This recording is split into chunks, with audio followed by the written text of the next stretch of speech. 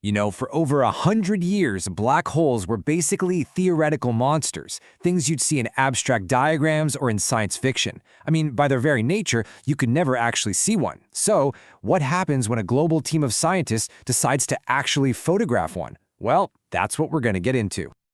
Okay, so picture this. April 10th, 2019. The Event Horizon Telescope collaboration releases this image, and the world just stops. This is it. The first direct visual evidence of a supermassive black hole, the giant at the heart of the Messier 87 galaxy. I mean, this is our first real look at one of the universe's most extreme objects, a cosmic titan that's 55 million light-years away from us. But wait a second. If a black hole's gravity is so strong that even light can't get out, how can we possibly see it? Well, that's the whole trick, isn't it? We can't see the black hole itself. What we are seeing is its shadow, its silhouette, cast against the glowing, superheated gas that's swirling around it like water going down a drain. So, to really get what we're looking at here, we need to understand how a black hole bends light, space, and even time itself.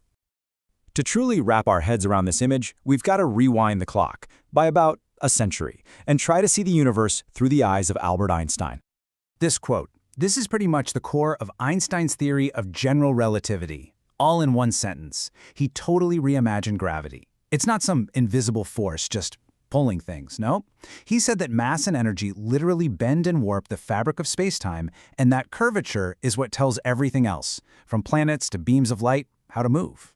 The classic analogy, and it's a great one, is to think of space-time like a big, stretched-out rubber sheet. You put a heavy bowling ball in the middle, and it creates a dip. Now, if you roll a little marble nearby, it's not being pulled by the ball, it's just following the curve in the sheet. That's gravity. But now, imagine an object so ridiculously dense that the dip it creates is basically bottomless. That's a black hole. It's a well in space-time so deep that nothing, not even light, can climb out.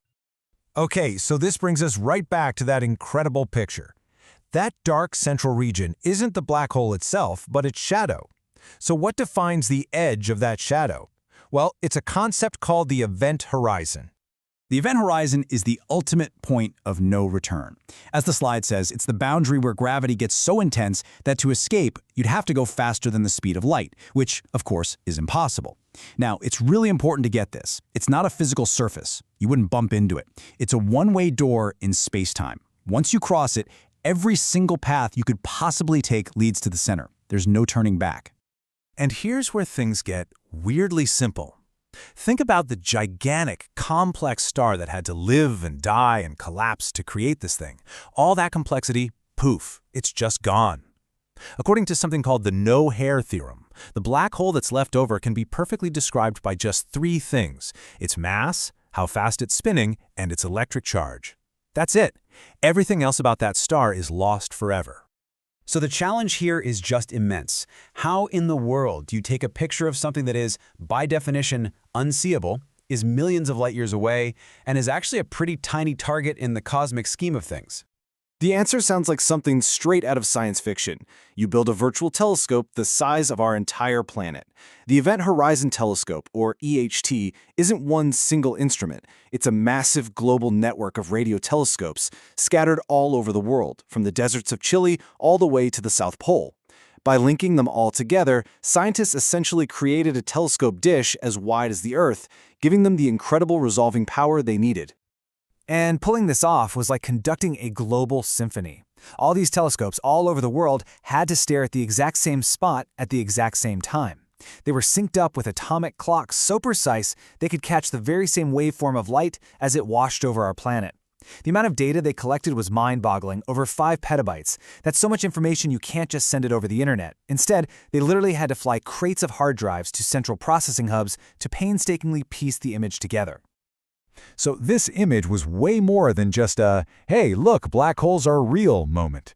It was a laboratory. It gave us a chance to test some of the truly bizarre physics that Einstein's theories predicted would happen right at the edge of a black hole.